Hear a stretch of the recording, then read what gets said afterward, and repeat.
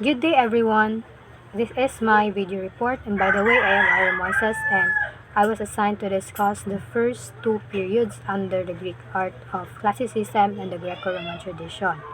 So, the Greek art has four periods, namely Geometric, Archaic, Classical, and Hellenistic, but then I was assigned to discuss the first two, which are the Geometric and the Archaic art.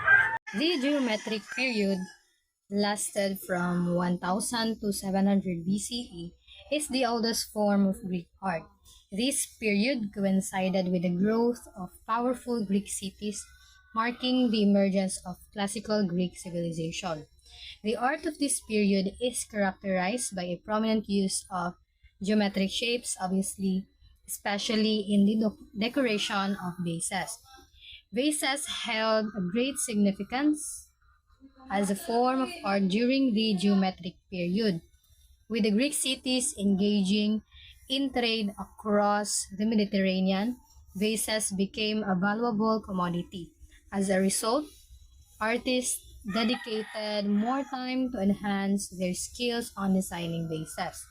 The vases of the Geometric period were adorned with abstract and ornamental geometric designs, which somehow lacked a narrative purpose. One of the examples of the geometric potteries is the geometric crater and the terracotta neck amphora. During this period, which dates back to ancient times, the burial customs were truly remarkable. Monumental-sized craters and amphorae, standing up to 6 feet tall, serve as grave markers just outside the gate. These grave markers had significant symbolism, as craters were used to mark male graves, while amphorae were used for female graves. One distinctive feature of these markers is the decorative minor pattern. This intricate geometric motif can be found on the lip of the crater and on multiple registers of the amphora. What makes this pattern truly remarkable is that it is created using a single continuous line forming a repeated shape or motif. The main scenes depicted on these pottery vessels are located on the widest part of their bodies.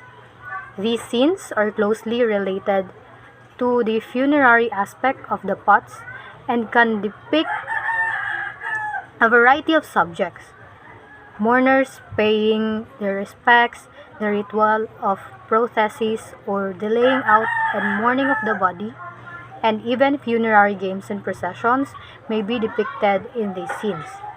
The artistic space within these scenes is carefully filled with geometric shapes, leaving no empty spaces.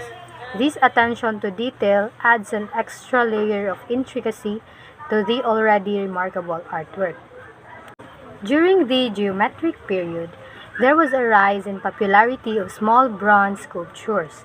These miniature statues, usually just a few inches in height, were crafted from solid bronze and created using a molding process. Here, we observe an artistic representation of human figures characterized by a triangular torso that supports a round head featuring a triangular chin and nose. The arms of these figures are cylindrical, while their legs display a slightly more naturalistic shape. A notable example of this style can be seen in a small sculpture depicting a seated man drinking from a cup. This sculpture showcases the typical modeling of figures as simple, linear forms that enclose open space. It is worth mentioning that the elongated arms of the seated man mirror the proportions of his legs, creating a sense of symmetry in the piece. Another sculpture known as Man and Centaur, or Heracles and Nessos, depicted two opposing individuals engaged in a close combat, facing each other and entwined in a hand-to-hand struggle. The statue depicts two figures, one of which is a centaur, a mythical creature from the ancient Greek culture. The figures in the statue are abstract and lack implied movement, but they can be identified as bearded individuals wearing helmets. Both figures are depicted nude, reflecting the Greek appreciation for the human form. Some scholars speculate that the statue may depict the mythological scene of Hercules battling a centaur named Nessos, suggesting that it has a narrative purpose. So moving on to our next discussion, which is the Archaic art. Between 600 to 480 BCE, Greek art underwent significant changes during the transition from the Dark Ages to the Archaic period. In the Dark Ages, pottery was the predominant form of artistic geometric designs. Figurative art was rare, and there was little artistic connection between different Mediterranean regions. However, as cultural interactions increased, the Archaic period witnessed a shift towards figurative art and the emergence of various art forms like frescoes, sculptures, paintings, and jewelry making. Sculptures from this period underwent a notable shift towards naturalistic representation, with a focus on enhancing the realistic portrayal of the body, particularly emphasizing muscle structure and skin textures. The majority of these sculptures, including the well-known kuroi and korai, served as funerary pieces, votive offerings to deities, or markers for graves, replacing the previous use of large wine and oil containers like amphorae and craters. In ancient Greece, sculptures known as kouros represented young men, while korai represented young women. The term kouros meant male youth, typically representing young, clean-shaven men, while korai meant maidens, symbolizing young, pure women. These statues portrayed young individuals in stiff, upright poses with a serene, neutral facial expression known as the archaic smile. Initially, these statues were close to life-size during the Archaic period, but gradually decreased in size over time, especially korai statues by the period's end. Despite their similarities, significant distinctions existed between kouros and korai. The most notable contrast was in their attire. Korai were consistently depicted fully clothed with intricate layers of clothing, which became more detailed as Greek society moved away from the Dark Ages. In contrast, kouroi were displayed naked, portraying the male form as idealized, agile, muscular, and flawless. During this period, only men could be depicted in the nude, reflecting the prevalent misogyny in ancient Greek culture. Okay, so let's move on to the next one, which is the ceramics in Archaic art. During the Archaic period, there was a transition in the portrayal of bodies in black and red figure paintings to reflect a more realistic representation of form and motion. This period marked a change in pottery decoration styles from the repetitive designs of the geometric era to the lifelike black and red figure techniques. As a result, figures became more lively and were characterized by natural elements rather than geometric patterns.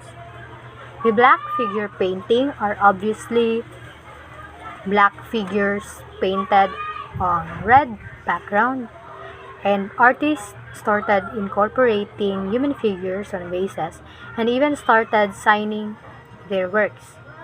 Here is an example of a terracotta amphorae that uses black figure painting because, as seen in the picture, characters and scenes were painted in black. On the other hand, red figure painting has the background painted black and the figures left the natural red color of the terracotta. Here is an example of a red figure painting. So instead of painting figures using a red paint, artists made use of the natural color of the vase to form figures and instead paint the background with black using a brush. Next is the mathematical scale. Greek temples of this era employed the 2x plus 1 is equal to y equation to calculate the number of columns to include in their design. In this equation, x represents the columns across the front of the temple and y represents the columns of the longest sides.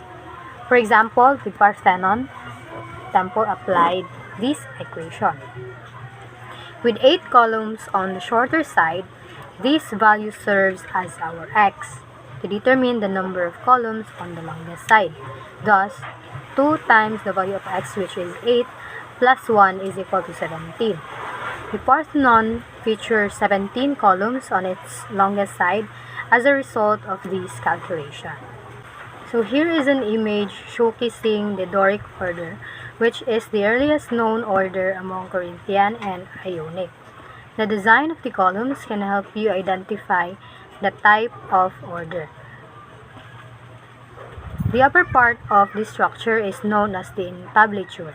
In the frieze section, you will find 3 column figures. These 3 column figures are called triglyphs with metopes between them. Metopes are the decorative spaces where human and animal figures are sculpted, often depicting intricate narrative stories. An example of this is this one, which depicts a battle between Lapids and Centaurs, which can be found on one of the metopes of the temple, the Parthenon. So that ends my presentation. Thank you for listening.